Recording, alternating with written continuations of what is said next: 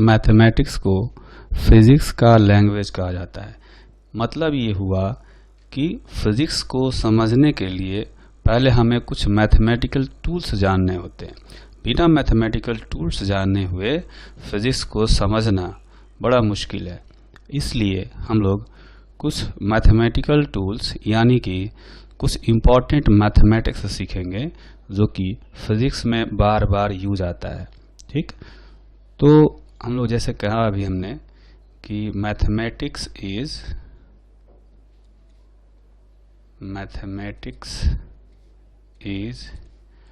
Language of physics, है ना। इसका मतलब यह है कि हमें फिजिक्स समझने के लिए मैथमेटिक्स जानने की ज़रूरत है। फिजिक्स का जो लैंग्वेज है मैथमेटिक्स, उसको जानना ज़रूरी है। ठीक, अब मैथमेटिक्स में कई चीज़ें आती हैं जो हमें सीखनी है, जैसे ट्रिग्नोमेट्रिक फंक्शंस होते हैं और डिफरेंशिएशन होता है, इंटीग्रेशन होता है, वेक्टर होता है। तो हम लोग स्टार्ट करेंगे फंक्शन से, है ना। तो फंक्शन में को जानने के लिए हमें जानना होगा कि वेरिएबल्स क्या होते हैं। तो जैसा कि हम लोग जानते हैं वेरिएबल्स जो है वो ऐसी क्वांटिटी है जो कि चेंज होता हो, है ना। एक क्वांटिटी which is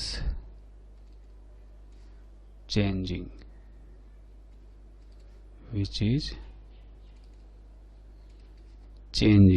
अब जो वेरिएबल्स हैं वो दो टाइप के होते हैं, है ना। तो एक होता है जिसको कहा जाता है इंडिपेंडेंट वेरिएबल,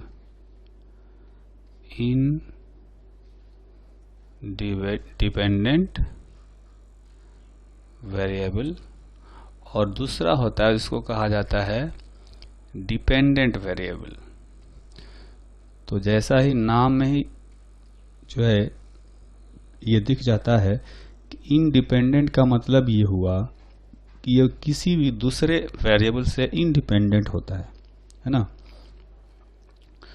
तो यूं कहें कि जो इंडिपेंडेंट वेरिएबल है, independent variable, a variable which is independent of any other variables। जैसे कहें कि टाइम एक ऐसा वेरिएबल है जो कि किसी दूसरे वेरिएबल पर डिपेंड नहीं करता है ना। अच्छा, अब आते हैं डिपेंडेंट वेरिएबल। डिपेंडेंट वेरिएबल का मतलब हुआ जो दूसरे वेरिएबल्स पर डिपेंडेंट हो, है ना। A variable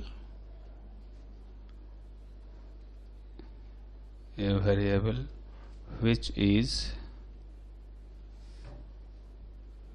is dependent on other variables। तो इंडिपेंडेंट वेरिएबल का जो एग्जाम्पल है, जैसे कह सकते हैं मनी डिपॉजिटेड इन बैंक। तो बैंक में जो मनी है वो टाइम के साथ में जो है वो वेरी करता रहता है। टाइम तो इंडिपेंडेंट है, तो टाइम पर डिपेंडेंट होता है वो मनी जो बैंक में डिपॉजिट है। वो मनी जो है धीरे धीरे बढ़ता रहता है। It grows with time.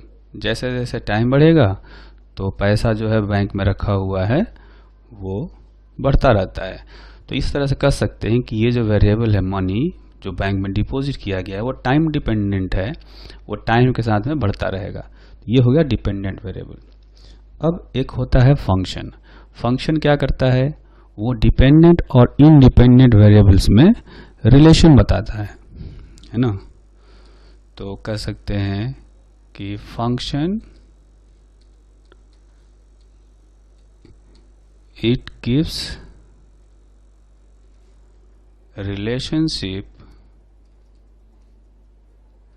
relationship between two or more variables, है ना, which are or which may be dependent or independent variables। ठीक है, तो फंक्शन क्या करता है, डिपेंडेंट और इंडिपेंडेंट वेरिएबल्स में जो है वो रिलेशनशिप बताता है। जैसा कि हम यूं कहें कि जो एरिया ऑफ सर्किल है, area of circle A is equal to pi r square, where r is radius of circle, है ना। तो आप देखेंगे कि जो एरिया है उसको अगर हम लिख सकते हैं पाई आर स्क्वायर, तो इसको एक सिंबल दिया जाता है a is function of r, है ना। तो इसका मतलब ये हो गया कि a जो है वो r पर डिपेंडेंट है और इस तरह से रिलेटेड है ना। तो इसको लिखते हैं ऐसे, a is function of r और ये इक्वल टू होता है पाई आर स्क्वायर के, है ना। It means a is function of r। इसका एक और मतलब होता है a डिपेंड्स ऑन r, है ना। तो ये दो तरह के रिलेशन होते हैं। a is function of r, इसको प्रोनाउंस करते हैं ऐसे, a is function of r, और इसका मतलब होता है कि a डिपेंड्स ऑन r, और इस तरह से ये रिलेटेड होता है। तो इसमें देखेंगे कि जो r है वो इंडिपेंडेंट वेरिएबल है, इंडिपेंडेंट वेरिएबल, और जो a है एरिया, ये डिपेंडेंट है, डिपेंडेंट ऑन r। तो a जो है एक डिपेंडेंट वेरिएबल है। तो ऐसा ही अगर हमें कोई इक्वेशन दे दिया जाए कि y is equal to x square minus plus 3x minus 5, तो इसको हम लोग, ऐसा कोई इक्वेशन है तो इसको हम लोग ऐसे लिख सकते हैं, y is function of x, और इसका फंक्शन ऑफ x जो fx जो है, इसका मतलब होता है fx square plus 3x minus 5, ऐसे कर सकते हैं। और इसको प्रोनाउंस करेंगे, pronounced as y is function of x, और इसका मतलब होता है y depends on x। Function से रिलेटेड एक एग्जांपल करते हैं। इस एग्जांपल में हमें एक फंक्शन दिया गया है, y is function of x and it is equal to 4x cube minus 2x square plus 5। Then we have to find the value of function at x is equal to 0, function at x is equal to -1, function at x is equal to x minus 1, then f of 0 ये find करना है। तो इसमें से हम लोग शुरू करते हैं सबसे पहले वाले फंक्शन से, यानी f0 से। अगर हमें f0 कैलकुलेट करना है तो पहले लिखेंगे fx, जिसकी वैल्यू है 4x³ माइनस 2x² प्लस 5, और हमें पता करना है f0, यानी क्या करना है, x के जगह पर 0 सब्स्टिट्यूट करना है।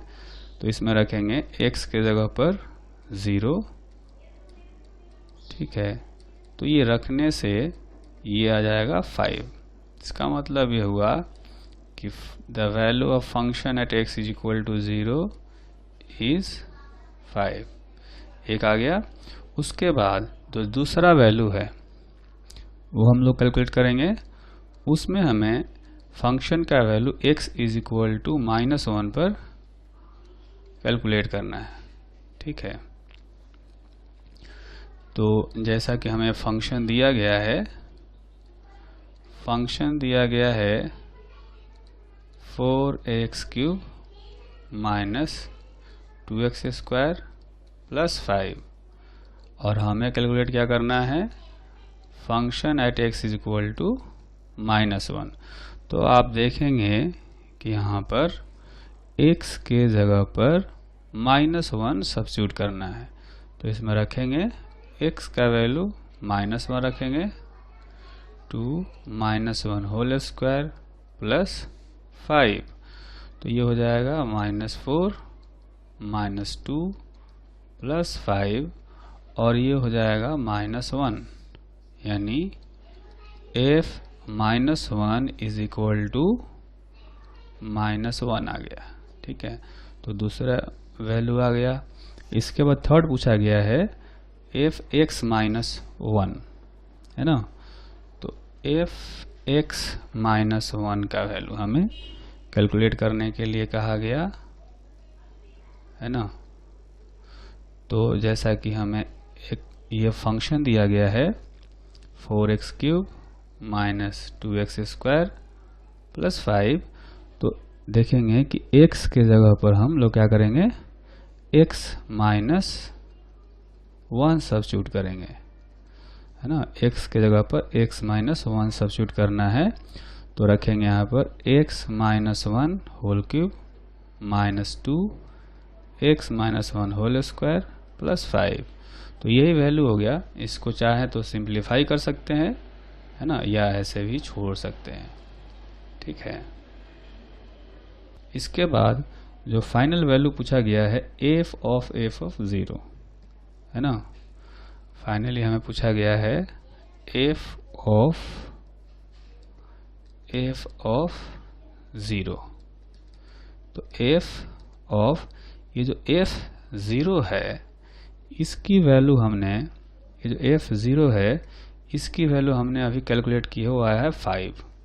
आप ऊपर देखें कि f0 का जो वैल्यू आया है वो 5 आया है, यानी कि हम लोग अब क्या करेंगे, इसका टोटल का वैल्यू निकालने का मतलब है कि f5 कैलकुलेट करेंगे। और f5 कैलकुलेट करने के लिए क्या करना है, जो अपना फंक्शन दिया हुआ है कि 4x³ माइनस 2x² प्लस 5 ये है, तो हमें कैलकुलेट करना है अब f5, है ना। तो f5 का मतलब हो गया कि x के जगह पर 5 सब्स्टिट्यूट करेंगे, तो 5³ माइनस 2 5² प्लस 5, है ना। तो ये हो जाएगा 500 माइनस 50 प्लस 5, तो इसका जो मतलब हुआ कि 455 ये आ गया, ठीक है।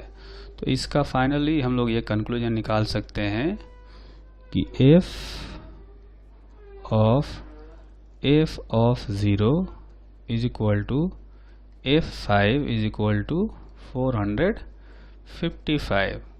तो फोर्थ वाली जो वैल्यू हमें कैलकुलेट करनी थी वो भी इस तरह से निकल गई।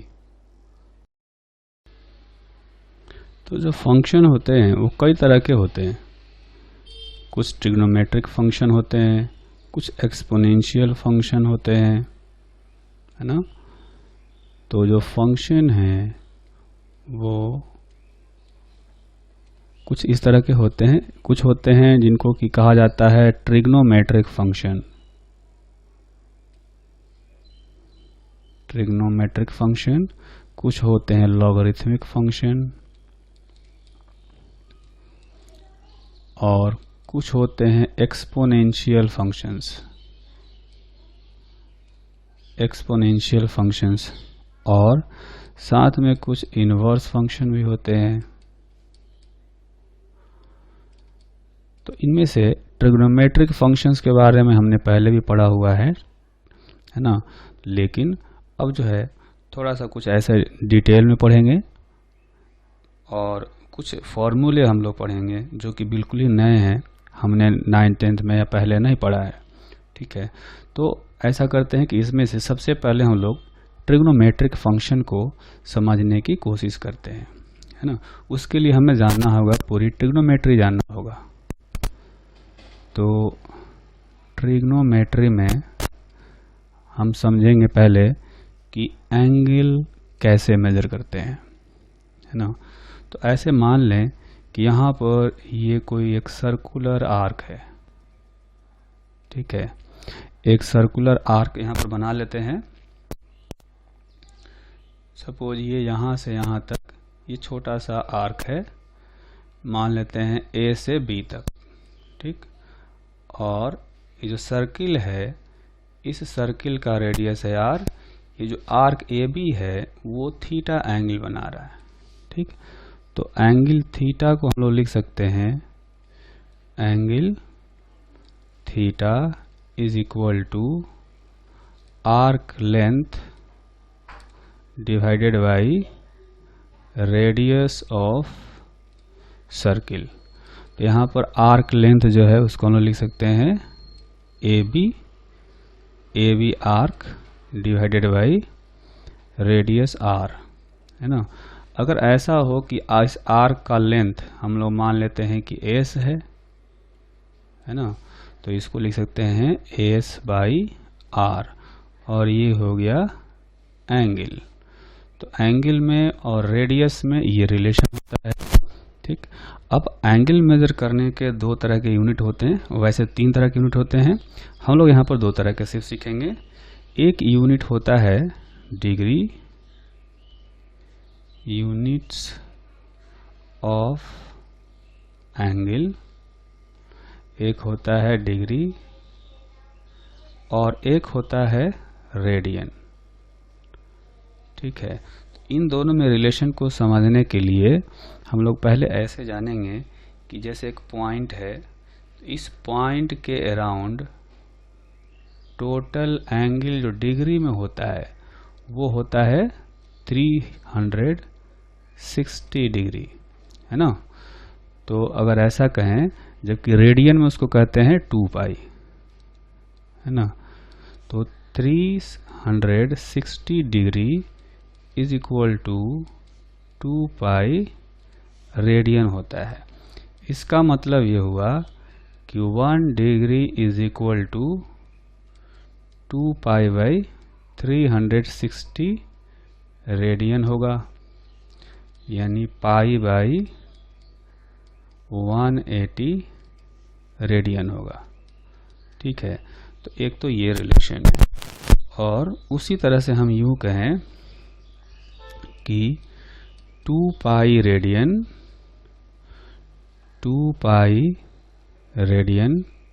Is equal to 360 degree. That means 1 radian is equal to 360 degree divided by 2, 360 by 2 pi इतना डिग्री में कह सकते हैं ना। तो इसको लिखा जा सकता है कि 1 radian is equal to 180 by pi degree, ऐसे कह सकते हैं।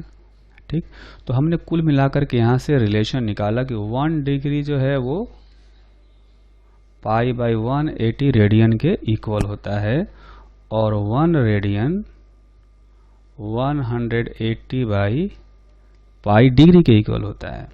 तो अगर यहाँ से एक रिलेशन निकालें इसमें से, तो वो रिलेशन ये आएगा, so theta degree is equal to pi by 180 into theta radian, है ना। तो एक रिलेशन आ गया यहाँ पर।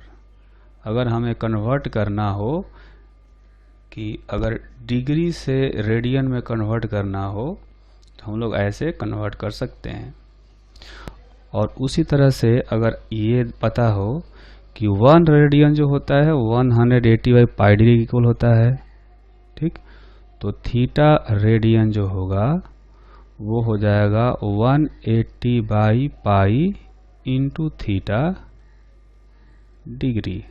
ठीक है, तो ये जो रिलेशन है ये कन्वर्ट करने के लिए है एक यूनिट से दूसरे यूनिट में।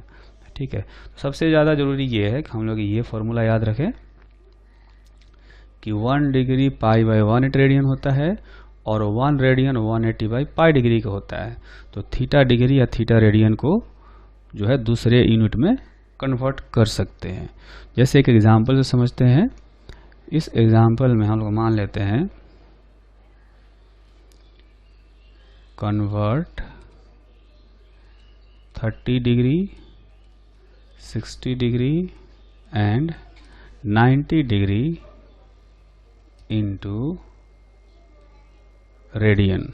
ठीक है, तो 30 डिग्री जो है अगर इसको हमें रेडियन में कन्वर्ट करना हो तो अभी जो हमने फॉर्मूला सीखा इस फॉर्मूले को देखें। यहाँ पर अगर एंगल डिग्री में दिया है रेडियन में कन्वर्ट करना है तो क्या करना है, पाई बाई 180 को उस एंगल से मल्टीप्लाई कर देंगे। ठीक है, तो पाई बाई 180 से मल्टीप्लाई कर देंगे तो आ जाएगा जो अभी हमने यहाँ पर सीखा है। तो इसको क्या करेंगे, पाई बाई 180 इंटू 30 रेडियन। ठीक है, तो देखेंगे कि पाई बाई 6 रेडियन आ जाएगा। ठीक है, तो 30 डिग्री जो है वो पाई बाई 6 रेडियन के इक्वल आ गया।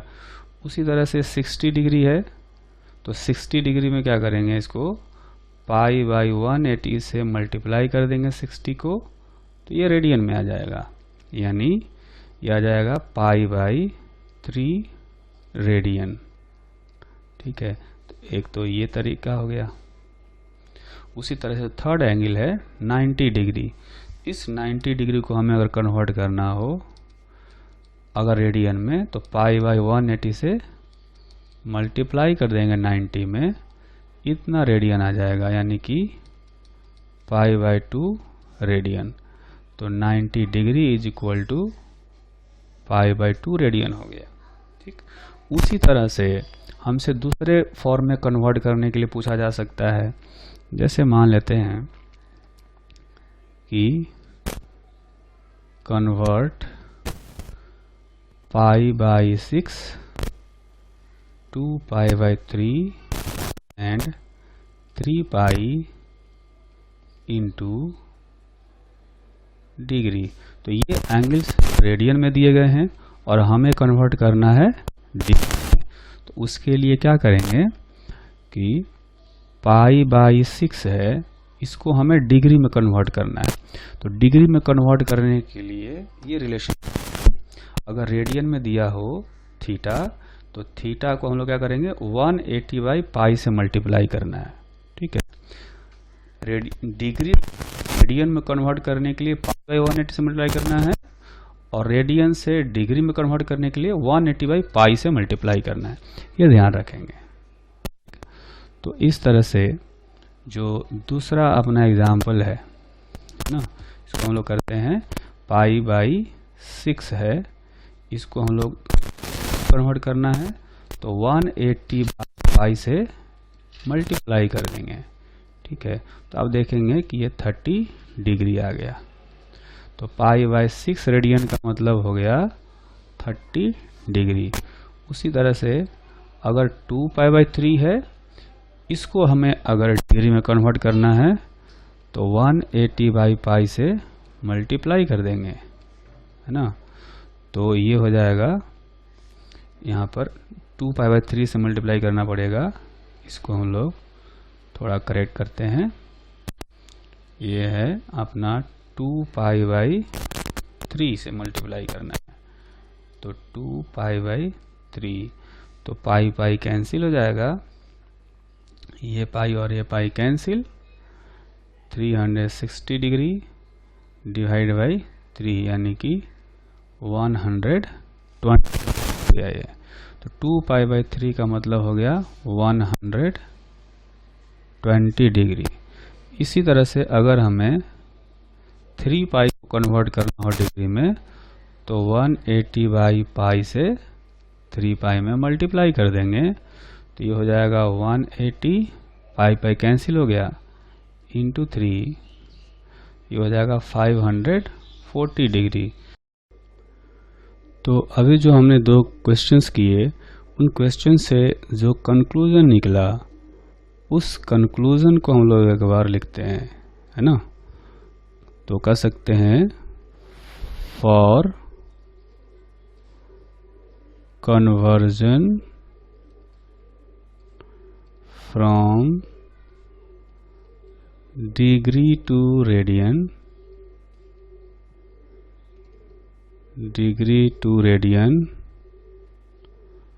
multiply angle by π/180।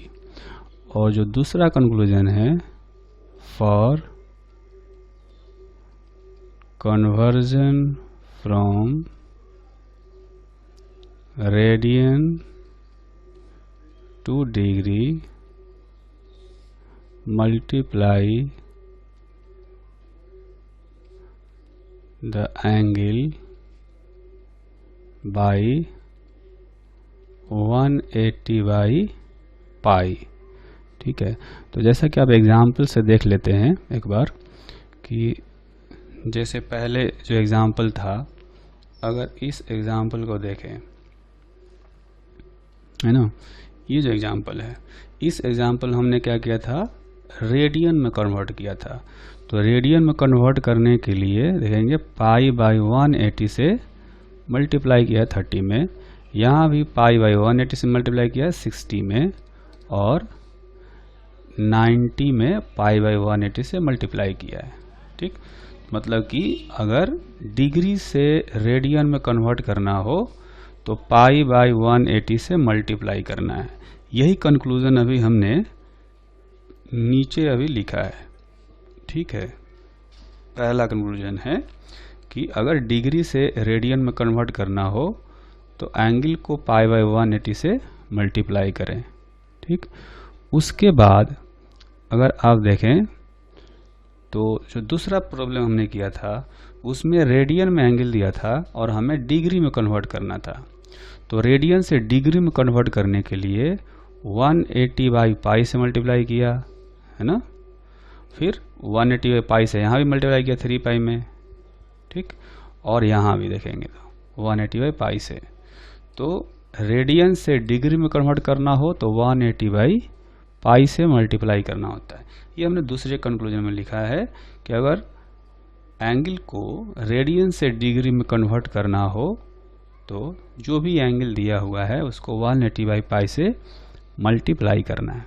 ठीक, तो ये तो हो गया conversion of angle from one unit to another unit. अब हम देखेंगे कि एंगल को जब मेज़र करते हैं तो मेज़र करने का साइन कन्वेंशन कैसा होता है, मतलब कब पॉजिटिव एंगल लिया जाता है और कब निगेटिव एंगल लिया जाता है। तो अगर हम ऐसा करें है ना, ये हम लोग 4 क्वाड्रेंट ले लेते हैं, है ना। इसको कहा जाता है फर्स्ट क्वाड्रेंट, इसको कहा जाता है सेकेंड क्वाड्रेंट, फिर ये हो गया थर्ड क्वाड्रेंट और ये हो गया फोर्थ क्वाड्रेंट।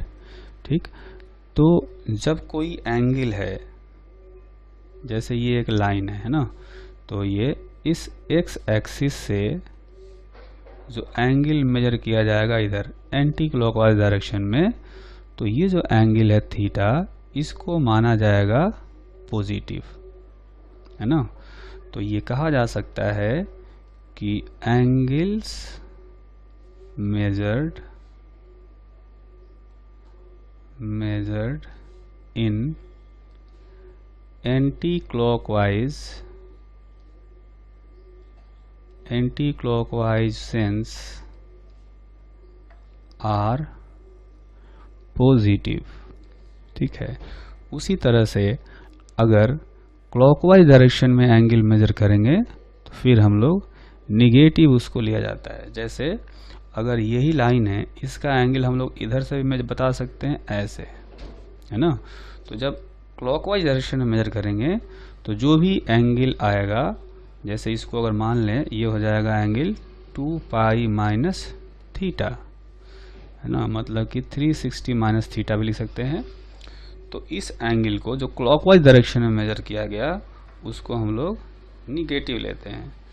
तो ऐसा कहा जा सकता है angles measured in clockwise sense are taken as negative, है ना। तो अगर इसको सिंपल भाषा में समझें तो जैसे यहाँ पर हमने फोर्थ क्वाड्रेंट दिखा दिए, और ये जो एंगल है ना, अगर मैं कहूँ कि ये थीटा एंगल है तो ये पॉजिटिव माना जाएगा, और एक लाइन ऐसे है, यहाँ पर हमने ये थीटा मेजर किया है, तो ये जो थीटा है ये निगेटिव माना जाएगा, है ना। तो इस तरह से ये साइन कन्वेंशन है एंगल्स को मेजर करने का। अब आते हैं हम लोग कुछ ट्रिग्नोमेट्रिक फंक्शंस को जानते हैं। ट्रिग्नोमेट्रिक फंक्शंस, है ना। तो ट्रिग्नोमेट्रिक फंक्शंस को समझने के लिए हमें एक राइट एंगल ट्रायंगल बनाना पड़ेगा। तो सपोज ये एक राइट एंगल ट्रायंगल बनाया हमने, जिसमें से एक एंगल जो है हम लोग इसको ले लेते हैं थीटा। ये जो थीटा है और ये 90 डिग्री हो गया, तो थीटा के जस्ट अपोजिट साइड जो होगा, इसको कहा जाता है अपोजिट साइड। जो सबसे बड़ा वाला साइड होता है उसको कहा जाता है हाइपोटेनस, है ना। और इसके जस्ट बगल वाले को कहा जाता है एडजेसेंट साइड, है ना। ऐसा मान लेते हैं कि जो हाइपोटेनस है, इसको हम लोग एक सिंबल देते हैं H, जो अपोजिट साइड है उसको सिंबल देते हैं L, और जो एडजेसेंट साइड है उसको सिंबल देते हैं B। ठीक, तो ट्रिग्नोमेट्रिक फंक्शंस या रेशियो जो हैं, ये आपने पहले भी पढ़ा होगा, है ना। ये हम लोग 9th-10th में पढ़ते हैं ट्रिग्नोमेट्री में। अभी इनको जैसे हम लोग डिफाइन करेंगे कि साइन थीटा एक होता है, तो साइन थीटा का जो वैल्यू होता है वो होता है opposite side divided by hypotenuse, है ना।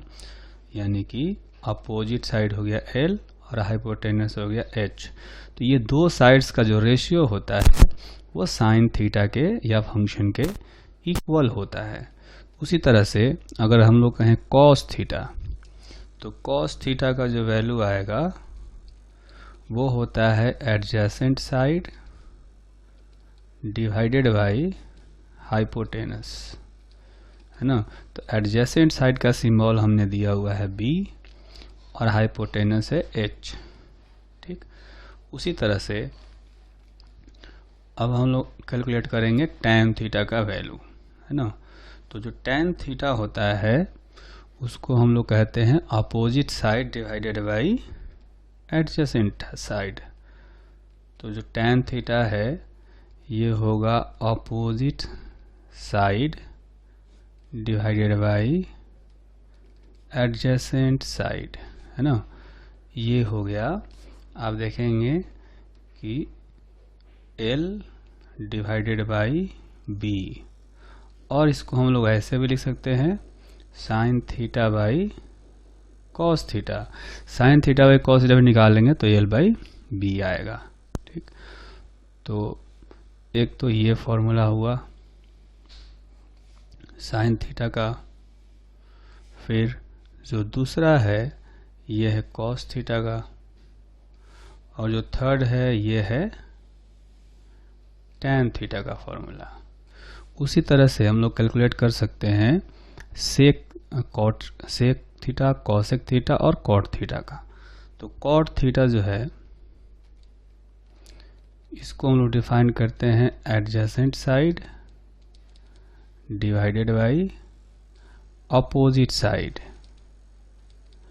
है ना। तो एडजेसेंट साइड जो है इसको B कहा हमने और अपोजिट साइड को L। तो ये आप देखेंगे cos theta by sine theta से भी लिख सकते हैं या 1 बाई tan थीटा भी लिख सकते हैं, है ना। तो ये हो गया कॉट थीटा का फॉर्मूला। अब इसके बाद कॉट थीटा के बाद हम लोग निकालेंगे सेक थीटा का वैल्यू। तो जो सेक थीटा है उसको ऐसे लिखा जा सकता है, सेक थीटा को लिखा जा सकता है hypotenuse divided by adjacent side, है ना, यानी कि H डिवाइडेड बाई B, या इसको 1 बाई कॉस थीटा भी लिखा जा सकता है ना। तो ये हो गया सेक थीटा। और इसके बाद एक और बचता है ट्रिग्नोमेट्रिक रेशियो जिसको हम लोग कहते हैं कॉसेक थीटा, है ना। तो अब आखिरी वाला जो है कॉसेक थीटा। तो कॉसेक थीटा का डेफिनेशन होता है hypotenuse divided by opposite side, है ना। अगर फिगर में देखें तो हाइपोटेनस है H और अपोजिट साइड है L। तो यहाँ पर रखेंगे H डिवाइडेड बाई L, और ये जो वैल्यू आया इसको हम लोग 1 बाई साइन थीटा भी रख सकते हैं। तो ये तो बेसिक डिफिनीशन हो गया इन रेशियोज के, है ना। अब हम क्या करेंगे कि इनके कुछ स्टैंडर्ड वैल्यूज जो हैं वो हमें याद रखने होते हैं। तो वो हम लोग अभी समझते हैं कि इनकी वैल्यू जो है किस स्टैंडर्ड एंगल के लिए इनकी वैल्यू कितनी होती है। तो ऐसे कहेंगे some standard values of trigonometric functions और रेशियोज। तो इसके लिए अब देखेंगे कि एक टेबल बनाया गया है। इस टेबल में हम लोग फर्स्ट कॉलम में रखेंगे एंगल्स, है ना, यानी कि थीटा। अब थीटा का वैल्यू हम लोग रेडियन और डिग्री दोनों में रखेंगे, है ना। तो 0 रेडियन या 0 डिग्री ये जो है दोनों इक्वल होते हैं। फिर उसके बाद रखेंगे π/6 रेडियन या 30 डिग्री। इसके बाद π/4 रेडियन और 45 डिग्री। फिर π/3 रेडियन और 60 डिग्री। इसके बाद हम रखेंगे π/2 रेडियन और 90 डिग्री, फिर पाई रेडियन और 180 डिग्री। तो इन सारे एंगल्स के वैल्यूज हम लोग लिखेंगे। तो पहले लिखेंगे साइन थीटा के लिए। तो साइन थीटा का वैल्यू जो साइन 0 होगा तो 0 होता है, साइन 30 डिग्री का वैल्यू होता है 1/2, साइन 45 डिग्री होता है 1/√2 और साइन 60 डिग्री होता है √3/2, साइन 90 डिग्री होता है 1 और साइन 180 डिग्री होता है 0।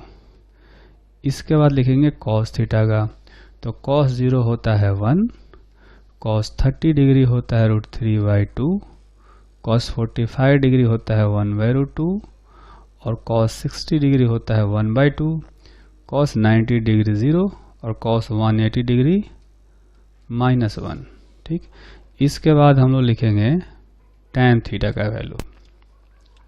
तो tan 0 होता है 0, tan 30 डिग्री होता है 1/√3, tan 45 डिग्री होता है 1 और tan 60 डिग्री होता है √3, tan 90 डिग्री होता है इन्फिनिटी और tan 180 डिग्री जो होता है वो होता है 0, है ना।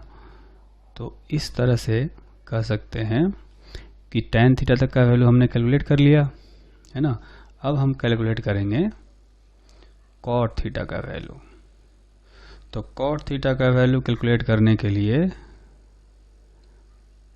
cot थीटा, तो cot 0 जो होता है वो होता है इन्फिनिटी, cot 30 डिग्री होता है √3, cot 45 degree 1, cot 60 degree 1/√3, cot 90 degree होता है 0, है ना, और cot 180 डिग्री जो होता है वो होता है इन्फिनिटी। ठीक, तो अब जो है इसके बाद हम लोग पता करेंगे सेक थीटा का वैल्यू। तो सेक 0 जो होता है वो होता है 1 और सेक 30 डिग्री जो होता है ये होता है 2/√3, सेक 45 डिग्री होता है √2, सेक 60 डिग्री होता है 2 और सेक 90 डिग्री होता है इन्फिनिटी, साथ में सेक 180 डिग्री होता है -1। ठीक, उसके बाद वैल्यू पता करेंगे कॉसेक थीटा का।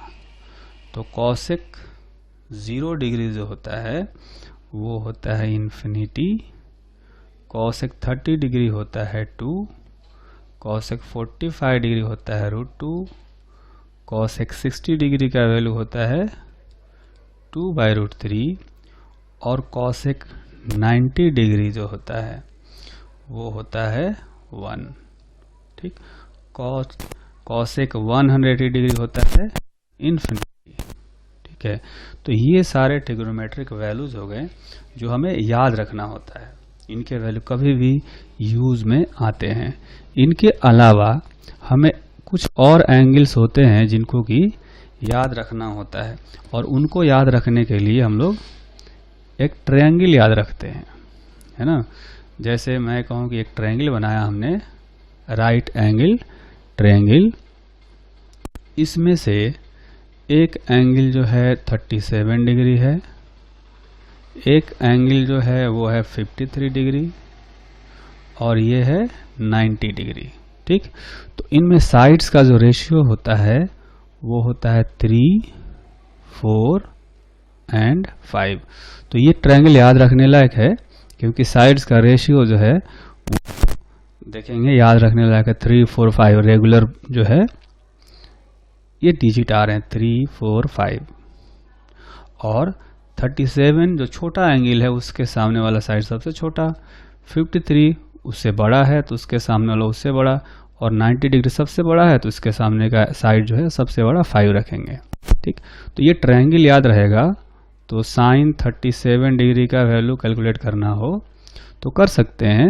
ये वैल्यू आ जाएगा, आप देखेंगे इसमें से opposite side divided by hypotenuse, यानी कि 3/5। उसी तरह से cos 37 निकालना हो तो एडजेसेंट साइड 4 बाई हाइपोटेनस 5, है ना, ये हो गया। अब साइन और cos निकल गए, तो tan 37 निकालना हो तो डायरेक्ट लिख सकते हैं sin 37 बाई cos 37, यानी कि 3/4, या डायरेक्ट इसमें से लिख सकते हैं कि opposite side by adjacent side 3/4।